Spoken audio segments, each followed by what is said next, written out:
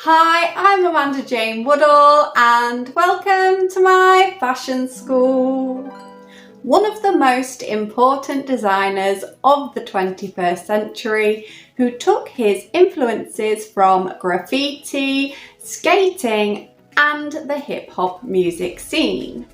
He refused to believe the myth that a black man could not be a fashion designer, and so he created a blueprint for a new generation.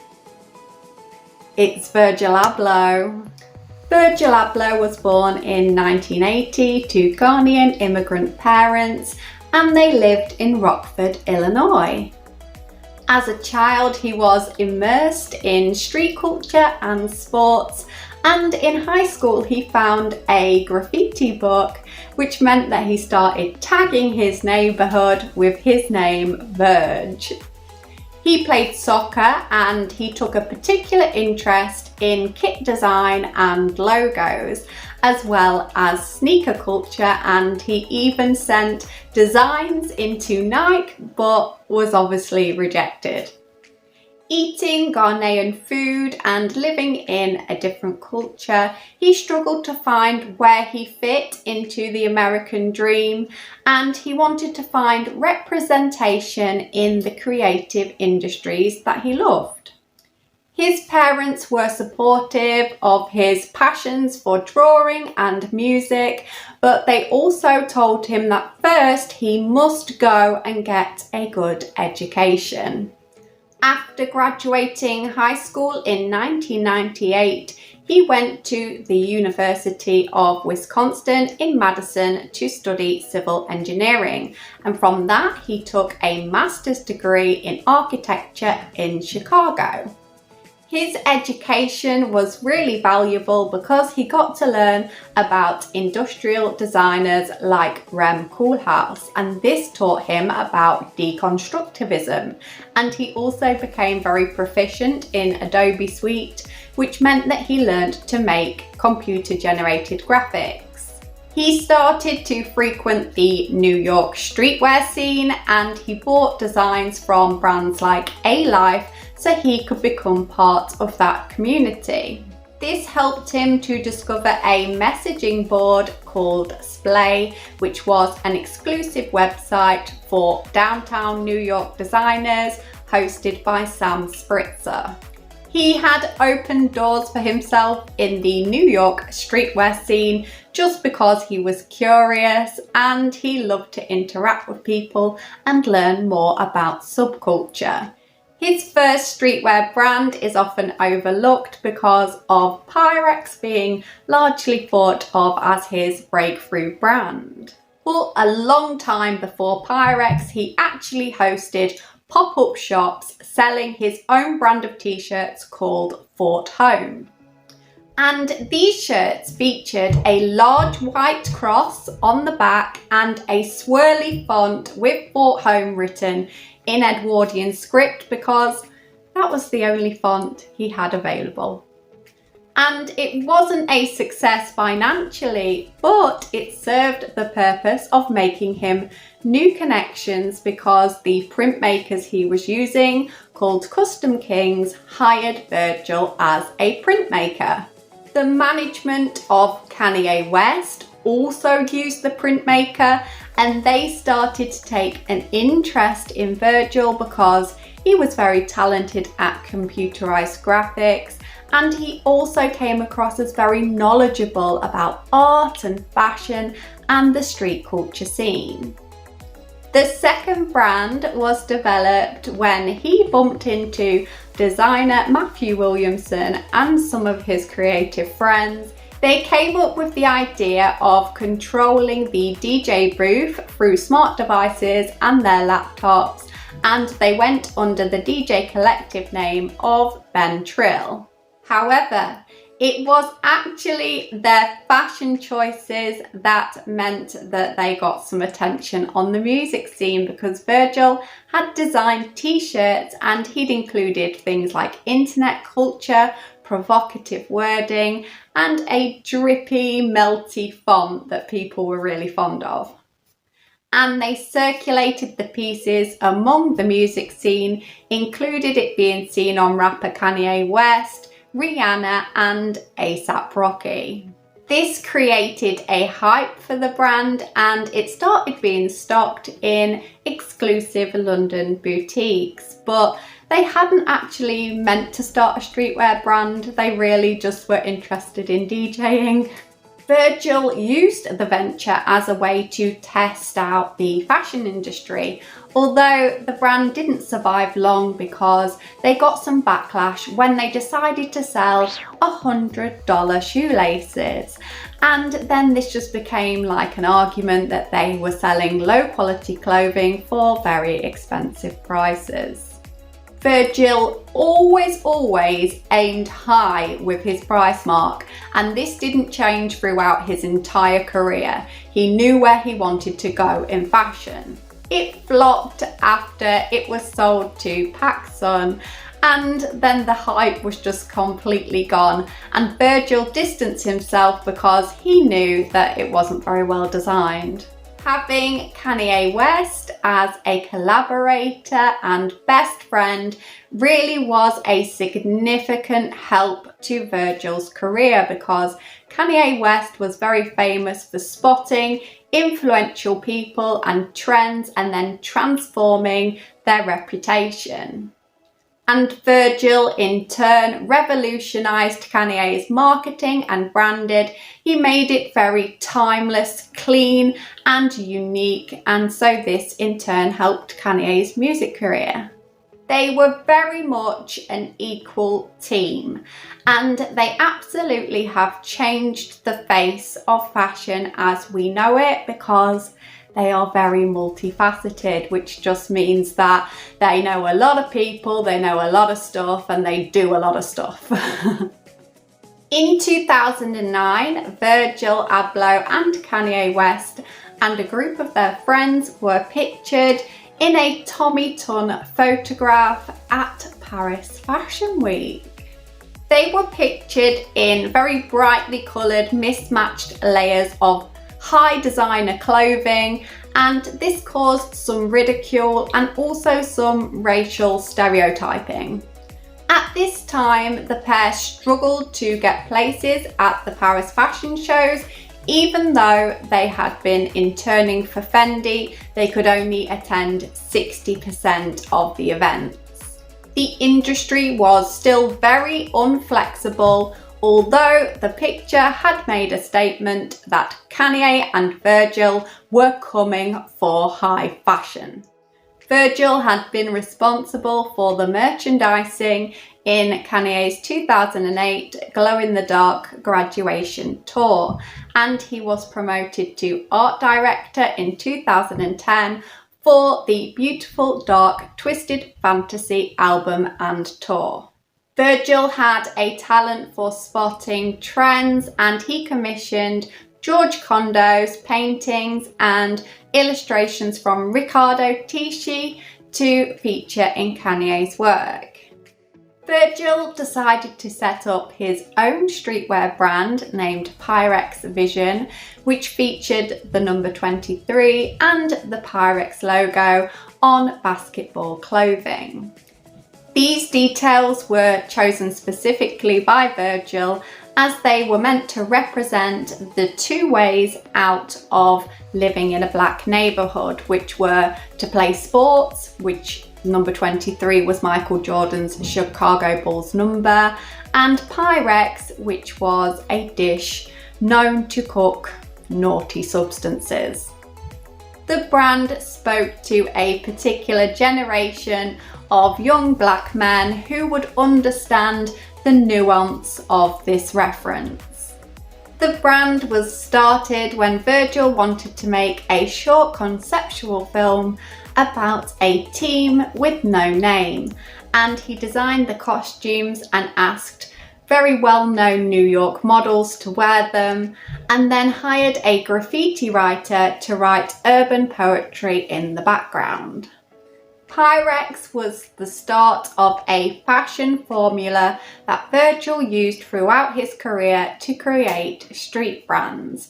And this was to buy low-cost basic items. He used Champion t-shirts and Ralph Lauren fleeces, and then to screen print a very statement design onto them, and then get celebrity friends to wear them and promote them on their Instagram. Marketing on Instagram is now just a staple of the fashion community, but at this time it was a fairly new concept and no one had done it to this kind of a high level. The brand came to a problematic end after about a year when fans questioned why they were paying $500 for a $40 flannel, and this was because Virgil actually left the existing tags in the items because he didn't mind people knowing that he was just repurposing other things. But the end of production actually happened when Pyrex Glassware threatened to sue Virgil for the use of the Pyrex name. But what Virgil had learnt was very, very valuable. He knew that he could sell just about anything for any price as long as he built enough hype and prestige around it. Virgil became inspired to form a new brand after watching the 2012 Nicolas Guesky Balenciaga show, and this show featured punk aesthetics alongside classic silhouettes and cuts, and this helped Virgil to see a place for himself in the high fashion industry.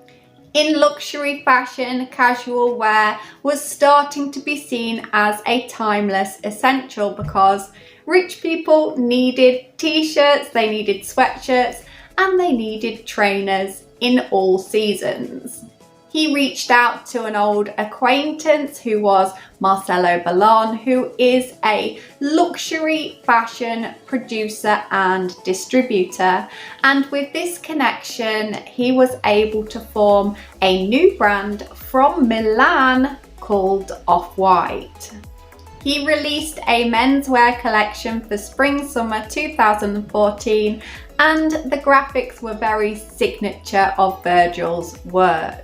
He put quotation marks around text and used geometric shapes and black and white as a statement colour, and it was very architectural and clean.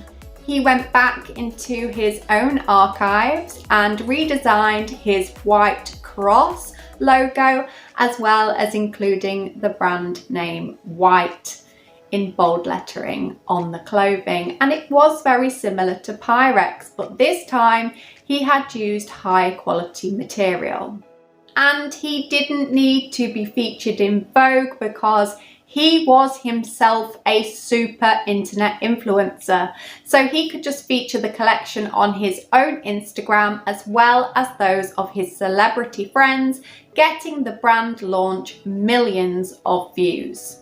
In 2015, he was nominated by fashion giants like Karl Lagerfeld and Ricardo Tisci and Marc Jacobs to receive the LVMH Young Designer of the Year award. And he didn't win, but the fact that he had been nominated was a massive honour in the industry and gave him an air of respectability. It legitimised the brand, which meant that he could show his first collection at the Paris Fashion Week in 2016, and this was a big turn up for events because he'd gone from being refused entry to Paris Fashion Week to now running one of the most successful shows. Collaboration was at the heart of Virgil's design, and he had very high profile collabs with Evian, with Mercedes and with IKEA. His most famous project of this nature was called The 10, and it was his reimagination of 10 of the most famous Nike silhouettes of trainers. And Nike were known to be absolutely fanatical about maintaining control of their products, so they must have had a very, very special relationship with Virgil and his work. The two seemed like a very natural fit, and Virgil used the opportunity to deconstruct the shoes and use elements like exposed stitching, and also make social commentary by adding very visible plastic tags.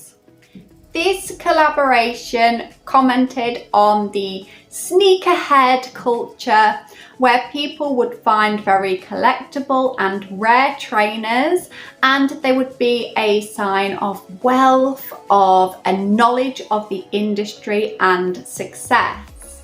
In early 2018, Kim Jones announced his retirement from Louis Vuitton Menswear. In his final show for LV, he wore Virgil Abloh's Nike Air Max, which perhaps was a little sign of who was going to be his successor. However, Virgil Abloh's appointment in 2018 as creative director of Louis Vuitton Menswear was seen as an absolute joke by elitists in the industry, because they felt that he was an amateur designer who had copied his way to the top. LV needed somebody with a huge cultural influence, and Virgil Abloh promised to make a new design vocabulary at LV that hinged on youthfulness and also tradition. They saw real change coming, as Virgil was the first black man to ever be a creative director of a luxury brand. And this meant that it gave them hope that black people can do anything and reach these high-level creative spaces.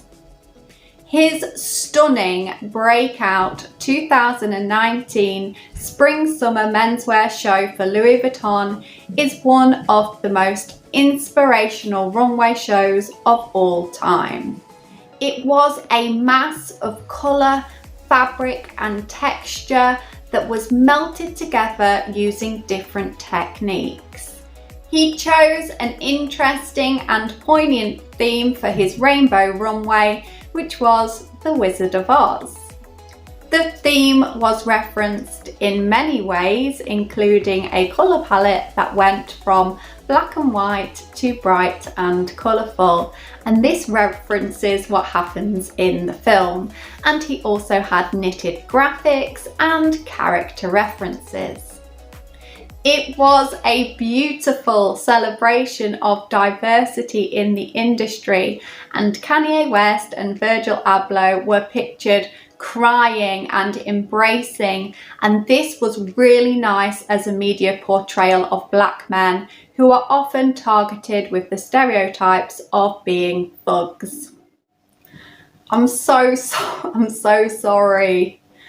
But I've got to tell you that sadly, in 2019, Virgil Abloh was diagnosed with an incurable heart tumour. And on the 28th of November 2001, Virgil Abloh sadly passed away from cancer. But amazingly, before his death, he had actually managed to continue working and to design his 2022 collections, and these went on to be a tribute to Virgil's life.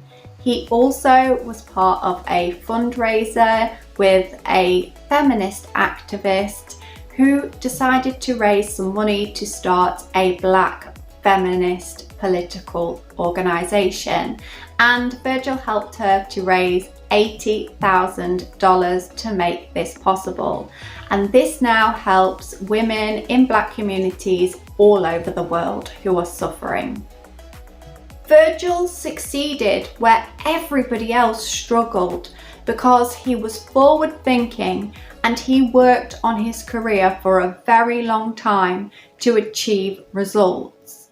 He was a polarizing figure because he was a futurist and he knew what was coming before anybody else. He made a point to create very diverse friendship groups so that he could open up the dialogue about what was going on in the fashion industry.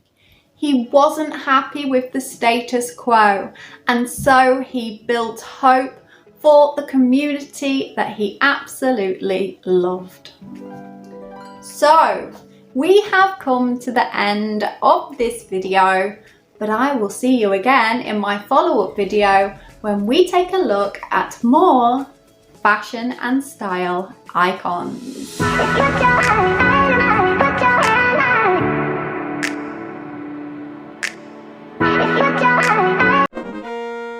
However, it was actually their choice of fashion that got them noticed in the industry.